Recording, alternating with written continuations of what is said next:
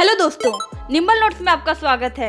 आज हम सामाजिक विज्ञान एनसीईआरटी क्लास 8 की 5th चैप्टर हस्याकरण की समझ के इम्पोर्टेंट टॉपिक को अच्छे से समझेंगे। तो चलिए इस चैप्टर के बारे में कुछ महत्वपूर्ण बातें जानते हैं। इस अध्याय में हम सबसे पहले हस्याकरण के बारे में पढ़ेंगे। फिर हम देखेंगे कि आदिवासी कौन लोग हैं और उनकी प्रचलित छवियां क्या है। साथ ही साथ हम आदिवासी और उनके विकास के बारे में भी समझेंगे।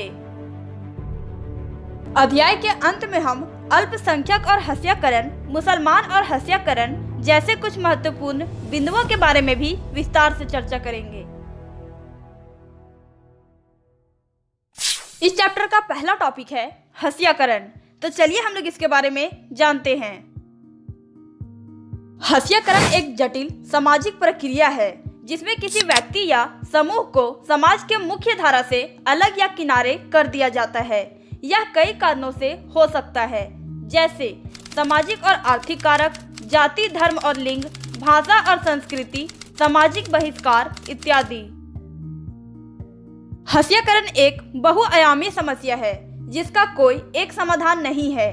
इसे कम करने के लिए समाज के सभी सदस्यों के सामूहिक प्रयास की आवश्यकता है। हमारा अगला टॉपिक है आदिवासी कौन लोग हैं। तो चलिए हम लोग इसके बारे में जानते हैं। आदिवासी शब्द का मतलब होता है मूल निवासी। ये ऐसे समुदाय है जो जंगलों के साथ जीते आए हैं और आज भी उसी तरह जी रहे हैं। भारत की लगभग 8% आबादी आदिवासियों की है। देश के बहुत सारे महत्वपूर्ण खनन एवं औद्योगिक क्षेत्र आदिवासी इलाकों में हैं। आदिवासियों के बहुत सारे जनजातीय धर्म होते हैं। उनके धर्म इस्लाम, हिंदू, ईसाई आदि धर्मों से बिल्कुल अलग है। ये अक्सर अपने पुरखों की गांव और प्राकृतिक की उपासना करते हैं।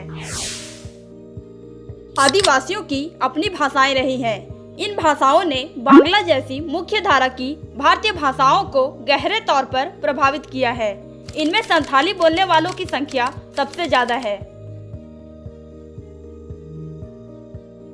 हमारा अगला टॉपिक है आदिवासी और प्रचलित छवियां।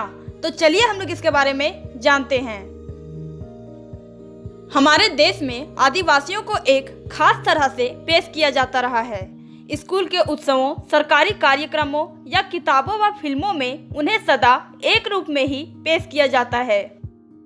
वे रंग बिरंगे कपड़े पहने, सिर पर मुकुट लगाए और हमेशा नाचते गाते दिखाई देते हैं। इसके अलावा हम उनकी जिंदगी की सच्चाइयों के बारे में बहुत कम जानते हैं। इसलिए बहुत सारे लोग इस गलतफहमी का शिकार हो जाते हैं कि उनका जीवन बहुत आकर्षक, पुराने किस्म का और पिछड़ा हुआ है। आदिवासियों पर यह आरोप भी लगाया जाता है कि वे आगे नहीं बढ़ना चाहते। बहुत सारे लोग पहले ही मान लेते हैं कि वे बदलाव या नए विचारों से दूर रहना चाहते हैं। हमारा अगला टॉपिक है आदिवासी और विकास। तो चलिए हम लोग इसके बारे में जानते हैं। भारत में तमाम साम्राज्यों और सभ्यताओं के विकास में जंगलों का बहुत गहरा महत्व रहा है। ये जंगल हमारी हवा और पानी की उपलब्धता और गुणवत्ता को गहरे तौर पर प्रभावित करते हैं। 19वीं सदी के आखिर तक हमारे देश का बड़ा हिस्सा जंगलों से ढका हुआ था। 19वीं सदी के मध्य तक इन विशाल भूखंडों का आदिवासियों के पास जबरदस्त ज्ञान था। उनका जंगलों पर पूरा नियंत्रण भी था। इसलिए आदिवासी समुदाय बड़ी बड़ी रियासतों और रजवाड़ों के अधीन नहीं रहे, बल्कि बहुत सारे राज्य वन संसाधनों के लिए आदिवासियों पर निर्भर रहते थे।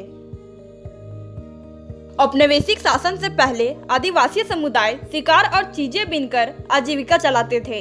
वे स्थानांतरित खेती के साथ साथ लंबे समय तक एक स्थान पर भी खेती करते थे। हमारा अगला टॉपिक है अल्पसंख्यक और हस्याकरण। तो चलिए हम लोग इसके बारे में जानते हैं। मौलिक अधिकारों के जरिए हमारा संविधान धार्मिक और भाषाई अल्पसंख्यकों को सुरक्षा प्रदान करता है। अल्पसंख्यक शब्द आमतौर पर ऐसे समुदायों के लिए इस्तेमाल किया जाता है जो संख्या की दृष्टि से बाकी आबादी के मुकाबले बहुत कम है।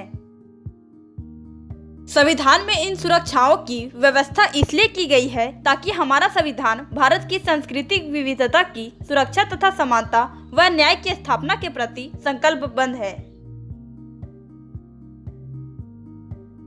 हमारा अगला टॉपिक है मुसलमान और हत्याकरण। तो चलिए हम लोग इसके बारे में जानते हैं। 2011 की जनगणना के अनुसार भारत की आबादी में मुसलमानों की संख्या 14.2% है। उन्हें हत्याई समुदाय माना जाता है क्योंकि दूसरे समुदायों के मुकाबले उन्हें सामाजिक आर्थिक विकास के उतने लाभ नहीं मिले हैं। दूसरे अल्पसंख्यकों की तरह मुसलमानों के भी कई रीति रिवाज और व्यवहार मुख्य धारा के मुकाबले काफी अलग हैं।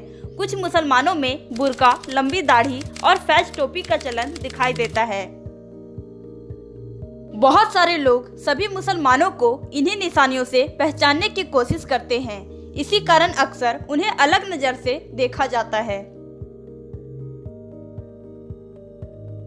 ओके दोस्तों, इस चैप्टर के इम्पोर्टेंट टॉपिक को आप एक बार फिर से देख लें ताकि आपको पता चले कि आपने इस चैप्टर में कौन कौन से टॉपिक को समझा है।